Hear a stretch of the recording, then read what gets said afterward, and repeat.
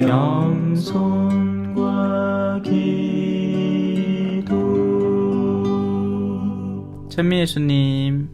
군중이 배불리 먹은 다음 예수님께서는 곧 제자들을 재촉하시어 배를 타고 건너편으로 먼저 가게 하시고 그동안에 당신께서는 군중을 돌려보내셨다. 군중을 돌려보내신 뒤 예수님께서는 따로 기도하시려고 산에 오르셨다. 그리고 저녁 때가 되었는데도 혼자 거기에 계셨다. 배는 이미 무태서 여러 스타디온 떨어져 있었는데 마침 맞바람이 불어 파도에 시달리고 있었다. 예수님께서는 새벽에 호수 위를 걸으시어 그들 쪽으로 가셨다. 제자들은 예수님께서 호수 위를 걸으시는 것을 보고 겁에 질려 유령이다 하며 두려워 소리를 질러댔다. 예수님께서는 곧 그들에게 말씀하셨다. 용기를 내어라. 나다. 두려워하지 마라. 그러자 베드로가 말하였다. 주님이시거든 저더러 물 위를 걸어오라고 명령하십시오. 예수님께서 오너라 하시자 베드로가 배에서 내려 물 위를 걸어 예수님께 갔다. 그러나 거센 바람을 보고서는 그만 두려워졌다. 그래서 물에 빠져들기 시작하자 주님, 저를 구해 주십시오 하고 소리를 질렀다. 예수님께서 곧 손을 내밀어 그를 붙잡으시고 이 믿음이 약한 자야, 왜 의심하였느냐 하고 말씀하셨다. 그러고 나서 그들이 배에 오르자 바람이 그쳤다. 그러자 배 안에 있던 사람들이 그분께 엎드려 절하며 스승님은 참으로 하느님의 아드님이십니다 하고 말하였다. 그들은 호수를 건너 겟네사렛 땅에 이르렀다. 그러자 그곳 사람들이 그분을 알아보고 그 주변 모든 지방으로 사람들을 보내어 병든 이들을 모두 그분께 데려왔다. 그리고 그 옷자락 술에 그들이 손이라도 대게 해 주십사고 청하였다. 과연 그것에 손을 댄 사람마다 구원을 받았다. 주님의 말씀입니다.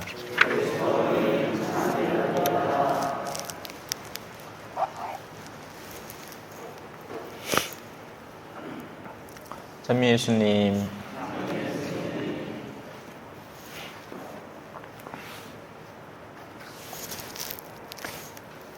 어떤 사제가 좋은 사제인가? 라는 제목입니다. 오늘 일독서에서 우리는 모세에게서 하느님의 일을 하는 사람의 모습을 간접적으로 바라볼 수 있습니다. 오늘 민수기 안에서 드러나는 모세의 모습을 그 특징적인 몇 가지 모습들로 정돈해 보겠습니다. 기억나시죠? 민수기 아까 전에 읽었잖아. 살갗이 하얘졌다는 얘기는 기억나시죠? 미르얌이라는 아론 마누라죠 아마. 그래서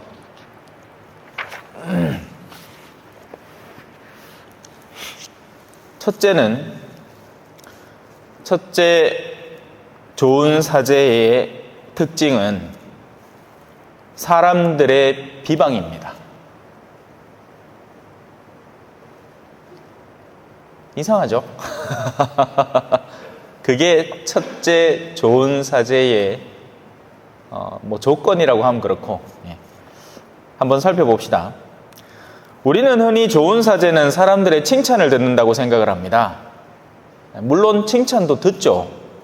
하지만 문제는 사람들이 다 똑같은 마음을 갖고 있지 않다는 데 있습니다. 그리고 통상적으로 거의 대부분의 사람은 자신을 중심으로 상대를 바라보기 때문에 하느님의 시선으로 사제를 바라보는 게 아닙니다.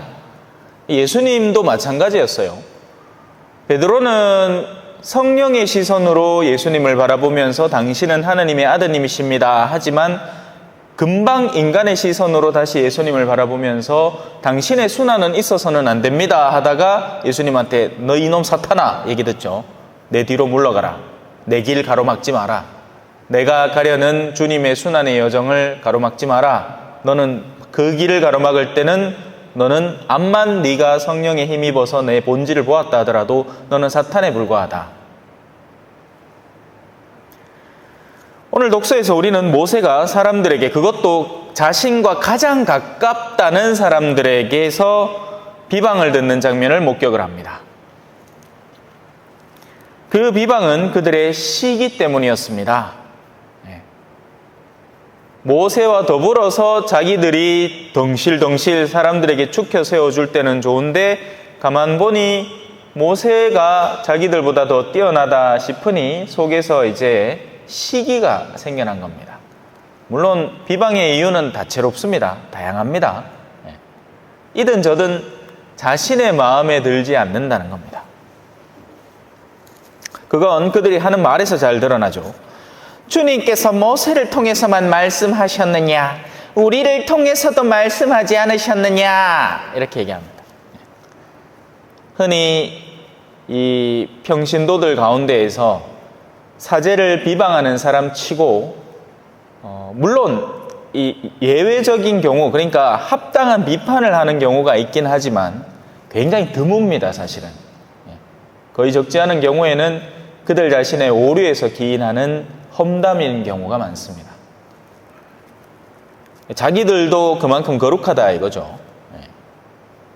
그럴 것 같으면 그 여정을 선택했어야죠. 그들의 이 비방에 대해서는 훗날의 진실이 드러납니다. 여러분들이 기억하고 있는 뱃속에서 죽어 문드러져 살이 반쯤 뭉그러져 나온 아이처럼 미르얌의 피부가 뭉그러지기 시작합니다. 인간이 가진 죄악은 그 결과를 항상 드러내게 됩니다. 그리고 그건 보통은 이제 사람은 저마다의 어둠의 결과에 따라서 그 결과에 해당하는 고통을 받게 됩니다. 입으로 악을 저지르는 사람은 입으로 고통을 받죠. 탐욕에 물들어 있는 사람은 그 탐욕 때문에 고통을 받습니다. 그죠? 너가 나에게 존재하는 무언가를 빼앗아갔다고 생각해 보세요. 그게 내 마음에 안 들어있으면 고통당할 일이 없습니다. 근데 내 마음이 거기에 들러붙어 있었을 때 그걸 뺏긴다면 우리는 굉장히 괴로워하기 시작하는 거죠.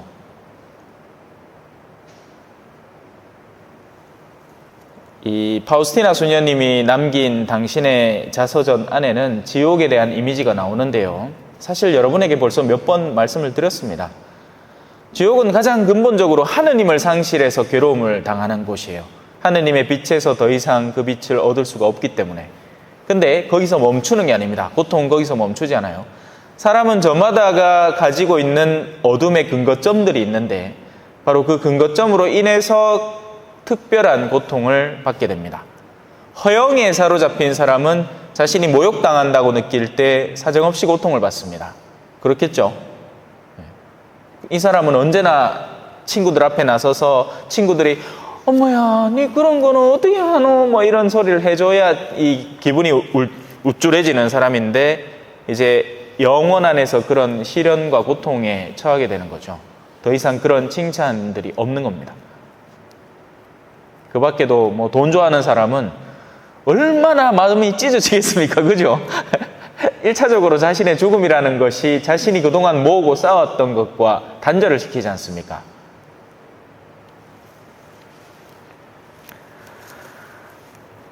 그래서 그들의 최종적인 결과물에서 그들의 말의 진실성이 드러나게 됩니다. 그리고 심지어는 하느님이 직접 이야기하기도 하죠.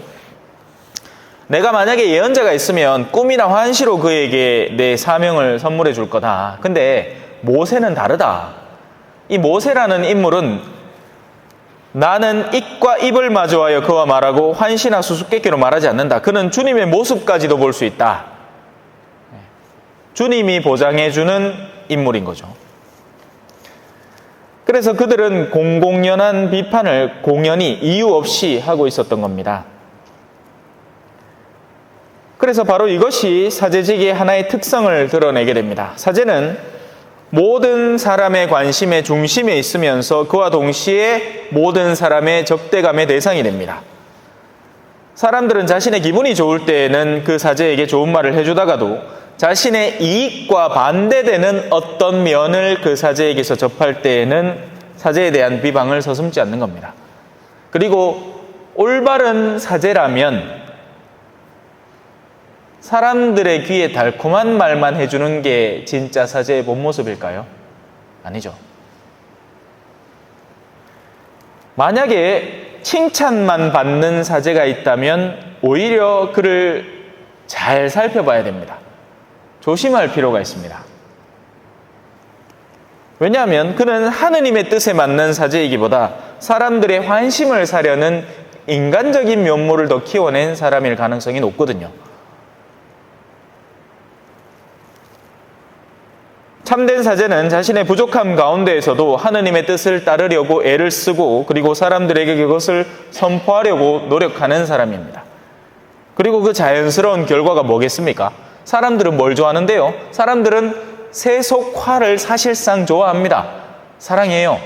헌데 진짜 사제는 거기에서 그들을 떼어놓고 싶어 합니다. 제가 이렇게 두루뭉술하게 얘기해서 그렇지 사실 저에게 일어나는 일이기도 합니다. 제가 가르치려는 것들에 과연 여러분들이 얼마만한 중점과 이 중대성을 놓고 있느냐 하는 것은 사실 거의 그때그때 드러납니다.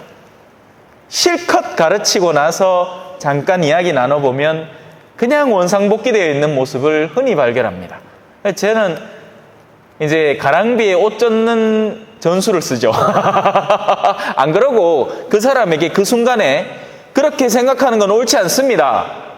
생각을 바꾸셔야 됩니다. 비록 여러분들이 부족하고 모자라지만 하느님께서 원하시는 방향으로 여러분들이 한 걸음 나오는 게 맞지, 자꾸 주변에 그런 아이고 신부님 다 똑같은 거 아닙니까? 결국 돈이 중요한 게 아닙니까? 이런 사상들을 자꾸 퍼뜨리게 되면 그 음험한 분위기가 공동체를 지배적으로 자리하게 되고 결국 사람들은 이 회의감에 빠지게 됩니다. 아, 신앙이라는 거 노력해봐야 소용없는 거구나. 다들 그렇게 사는 거구나. 아닙니다. 그렇지 않습니다. 그렇지 않은 사람도 있습니다. 그렇게 만약에 제가 나서봐요. 어떨 것 같아요? 이 신부님이 나를 공격하나? 라고 생각하겠죠? 그래서 한번 가르치고 왜 칠하는 뺑기 칠하는 거 맥히로 뺑기 칠 한 번만 하면 안 되거든. 뺑기 칠 한번 하고 또 다음 날 가 또 하고, 방수공사 원래 그래 합니다. 먼저 하도 깔고 그 다음에 상도 깔고, 그 전에 하도 깔기 전에 청소부터 해야 돼. 먼지 싹 제거해내고 깨끗하게 가능한 물 청소하고 그래갖고 막 바닥 싹 갈아낸 다음에, 원래 비렁방에 뺑기 칠할 때도 그렇습니다. 이 뺑기 칠하는 분이 저한테 가르쳐 준 거예요. 신부님 뺑기 칠해져 있는데 그냥 칠하면 안 됩니다. 그냥 막 일어납니다. 먼저는 그거를 먼저 어느 정도는 갈아내야 그 다음에 페인트가 거기 정착을 하죠. 미술도 그렇잖아요. 그냥 갖다 칠한다고 되는 게 아니라 먼저 흰색으로 칠을 해야 그 위에 색이 예쁘게 앉죠.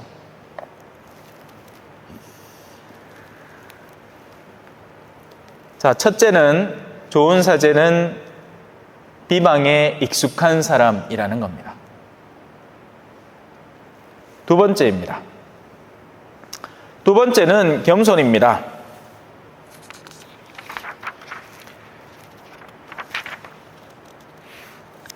성경은 숨김이 없죠. 모세라는 사람은 매우 겸손하였고 땅 위에 사는 어떤 사람보다도 겸손하였다, 이렇게 표현합니다. 그죠? 하지만 이 겸손에 대해서는 올바른 고찰이 필요합니다. 사실 이 겸손이라는 주제는 제 서풍 선고기도 하고 제가 끊임없이 묵상하는 바이기도 합니다.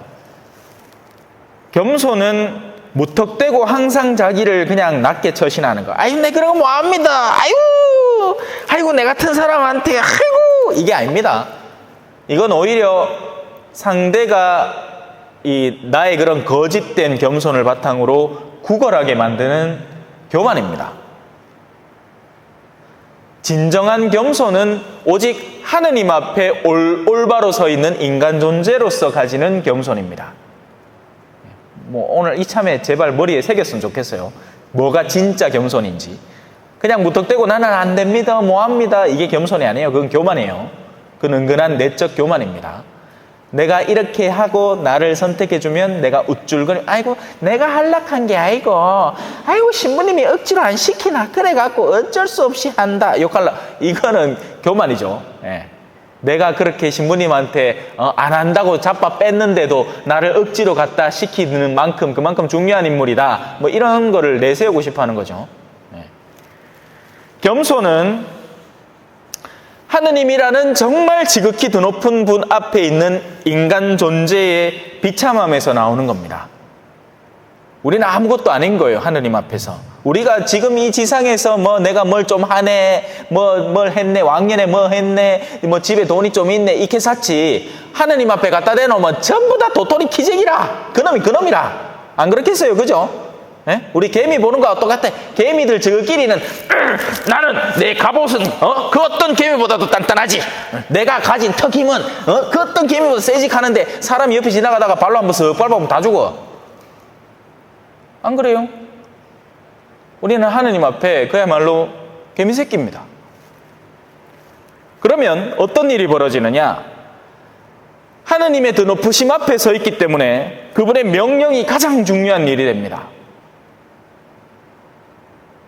딴 것들을 기꺼이 희생해서라도 그분께서 원하시는 하느님의 고귀한 뜻, 그걸 가장 1차적으로 수행해내야만 하는 과업이 되는 거죠. 근데 너무 쫄지 마세요. 하느님이 우리한테 뭐 되게 뭐 어마어마한 거 시킬 것 같습니까? 여러분들한테 뭐 어디 볼리비아가 선교 허락할 것 같아요? 걱정하지 마세요. 그런 일은 절대로 없습니다. 하느님은 단지 우리가 하늘나라에 들어오기를 기다리십니다. 근데 이 과업이 쉬우면서도 어려운 거죠. 우리의 정신은 끊임없이 저항하니까. 주일 미사 때 잠깐 나와서 그렇지 맞아 신앙생활을 좀 열심히 해야지 하면서 세속에 돌아가면 금방 세속이 젖어버리는 마음이 우리의 마음이기 때문입니다. 그래서 이 하느님 앞에 서 있는 겸손, 하느님의 명령을 지상 명령으로 알고 있는 이 지상의 인물에게 있어서는 오히려 그의 현세적인 모습이 강단 있는 모습으로 나타납니다. 맺고 끊는 게 뚜렷하고 맞는 건 맞고 아닌 건 아니다라고 하는 결단력 있고 용기 있는 모습으로 나타난단 말이에요. 우리가 상상하듯 그냥 겸허한 사람이라고 해서 그냥 막 위축돼 있고 네 말도 맞고 네 말도 맞다 우리 황희정 성맹키로 그죠? 그게 겸손이 아니고 하느님 앞에 겸손한 사람은 용기 있는 사람인 겁니다. 겸손은 사람을 유약하게 만드는 게 아닙니다. 착각하시면 안 돼요. 겸손은 인간을 강하게 만듭니다.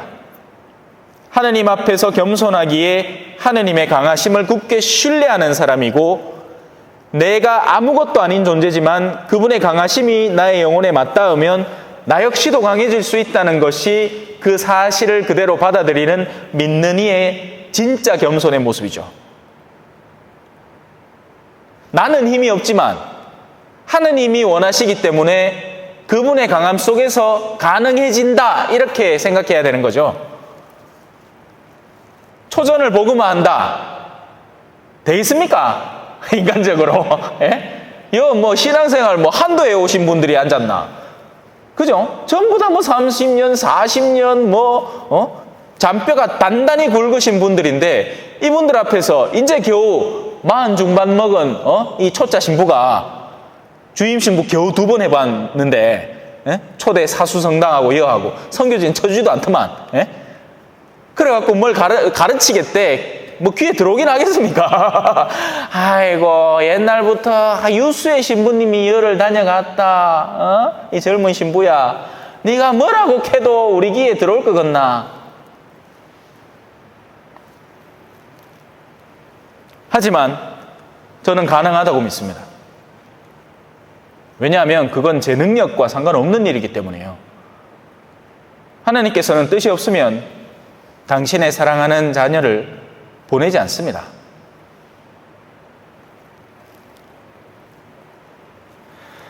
그래서 사람들은 겸손한 사제를 오해합니다. 왜냐하면 그의 영혼의 겸손의 외견은 오히려 딱딱함으로 비춰지기 때문입니다. 아이 신부가 겸손해야지. 그 말은 항상 고개를 주걱거리면서 예 당신 하시는 말씀 맞습니다. 이런 거 하고 싶으시다고요. 예 그래 아이소 사제관에서 같이 고스톱 치고 싶으시다고요. 아이고 어디서 내가 지쳐드릴게요. 술 한잔 거하게 먹고 싶으시다고요. 가이시도 술 한잔 거하게 합시다. 코가 삐뚤어질 때까지. 아니요, 그럴 수는 없습니다. 그렇게 해서는 안 되는 거죠.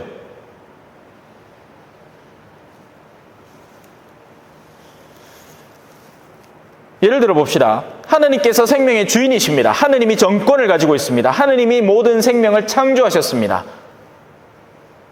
그래서 우리는 하느님이 주인이신 그 생명을 수호해야만 합니다. 그런 와중에 하느님 앞에 겸손한 사제는 교회의 가르침을 굳건히 선포하고 지켜나가야 됩니다. 대표적인 예가 뭐죠? 낙태. 세상은 그 낙태가 합법화되기를 기다립니다. 세상은 안락사가 합법화되기를 바랍니다.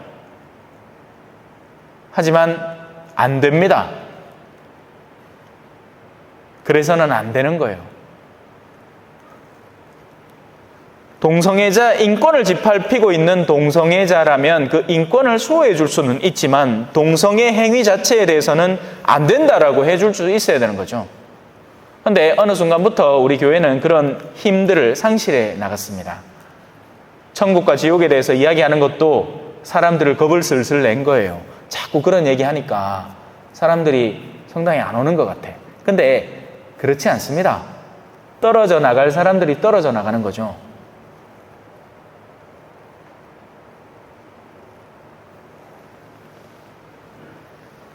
원래 우리 이 삶이 그렇지 않습니까? 봄, 여름, 가을, 겨울이 다가오면서 보면 이때 또 태풍 다가오면 뭐 얼마나 이번에는 또 영향을 미치고 갈지는 모르겠지만 과실들 중에 튼튼한 놈들은 매달려 있고 이 바람이 불어서 떨어질 과실들은 떨어지게 마련인 겁니다. 볏짚도 단단히 서 있는 놈들은 서 있고 바람이 불어서 자빠질 놈들은 자빠지는 거죠. 모든 이를 구원할 수는 없는 겁니다. 모든 이에게 구원이 열려 있다 이렇게 얘기해야 올바른 거지 모든 이를 구원해야만 한다 이러면 착각입니다. 네. 모든 이에게 구원을 선물해 주자 이건 맞아요.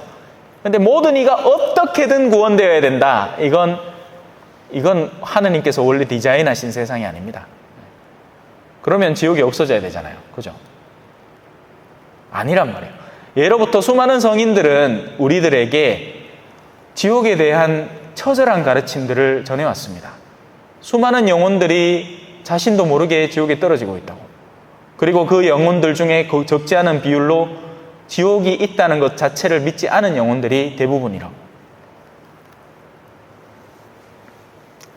자, 이제 마지막입니다. 좋은 사제의 세 번째 모습은 자신을 공격하는 사람들을 위해서 기도해 주는 겁니다. 거룩한 사제는 사건의 최종적인 결말을 알 수밖에 없습니다. 하느님에게 의존하고 영원 안에 시선이 맞닿아 있기 때문에 이 세상의 전반적인 영원의 흐름이 어떻게 되는지를 압니다. 그건 당연해요. 우리 4대 교리 중에 하나죠. 상선, 벌, 악입니다. 그래서 악인들은 세상에서 난다 긴다 돈 많이 번다 남들 뒤통수 후려쳐가지고 사기쳐가지고 돈 많이 끌어당겼다 뭐 어느 정치인이 뭐 해가지고 뒷돈 많이 받아 챙겼다 그러면 부러워요? 저는 하나도 안 부럽습니다. 그런 일들이 그의 영혼에 어떤 결과를 미칠지 뻔한 일이니까요. 악인들은 잠깐 승승장구할 거예요. 왜? 악한 수단들은 세상에서 현명한 방법이거든요. 사기를 쳐야 돈을 벌지 정직하게 어떻게 돈 법니까? 원래 많은 것들을 생산해내면 그에 상하는 부산물들이 나오게 마련이고 그걸 또 합법적으로 처리하려면 그만큼 또 돈도 들어가고 그래 결국 사람은 노력한 만큼 정도만 다들 벌고 살아야 마땅한 건데 아니란 말이에요. 은근슬쩍 갖다 그냥 하는 거죠. 그래야 그 남은 부수적인 요소들이 다 돈이 되는 겁니다. 그렇게 해야 돈을 벌지 정직하게 어떻게 돈 벌어요. 그래서 의인들은 정직하게 사는 거예요. 가진 거에 감사하면서 소확행하는 거죠. 있는 사람들은 잔뜩 끌어모아도 행복하지도 않고, 부러워할 게 하나도 없습니다. 그래서 그 가만 보면 불쌍한 영혼들이라는 걸 다 아는 거예요.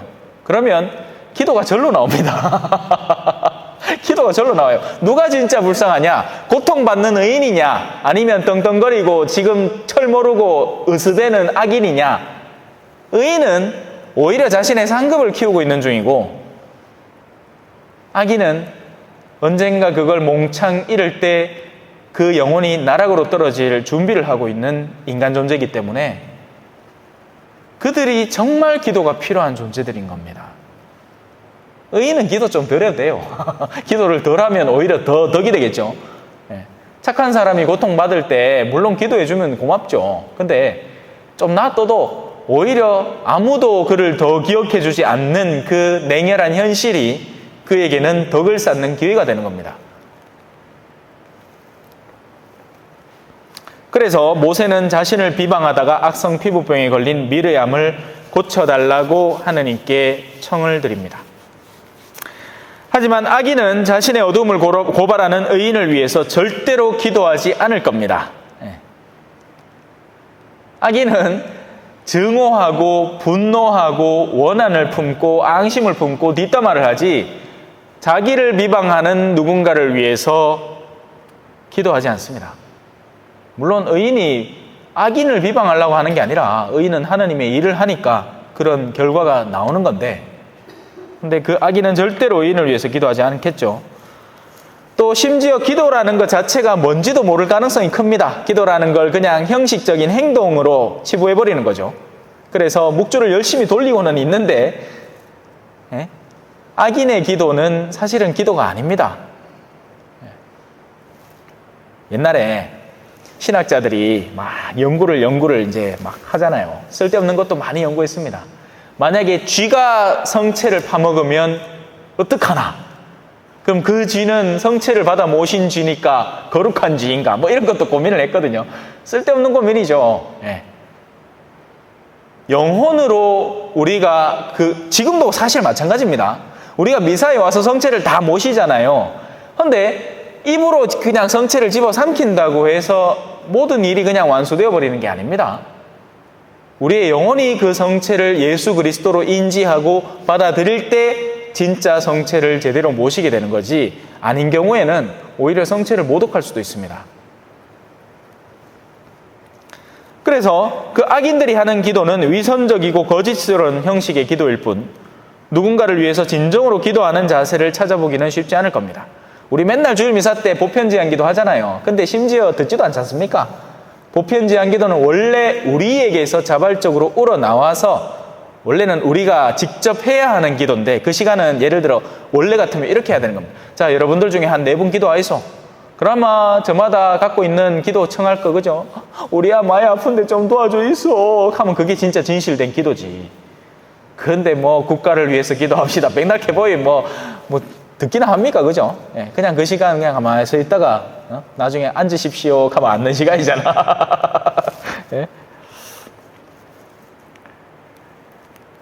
의인은 악인을 위해서 진실되이 기도합니다. 정말 그 영혼이 올바른 방향을 찾고 회개하고 빛을 향해서 나아갈 수 있도록 끊임없이 기도하죠. 이것이 민수기의 모세의 모습을 통해서 살펴볼 수 있는 좋은 사제의 3가지 단편적인 모습입니다. 이걸 전부라고 하지 않겠어요? 좋은 사제는 냇가에 심어진 나무와 같아서 언제나 그 맑은 생명수를 자신 안에 체화해서 그걸 잎사귀로 품어내고 열매를 맺기 때문입니다. 그래서 오늘 복음의 말씀처럼 예수님께서, 그죠? 그 주변 모든 지방으로 사람들을 보내어 병든 이들을 모두 그분께 데려왔다. 그리고 그 옷자락술에 그들이 손이라도 대게 해주십사고 청하였다. 어떻게 되죠? 과연 그것에 손을 댄 사람마다 구원을 받았다.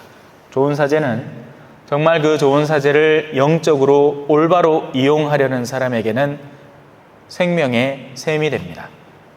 아멘. 찬미 예수님, 겸손과 기도.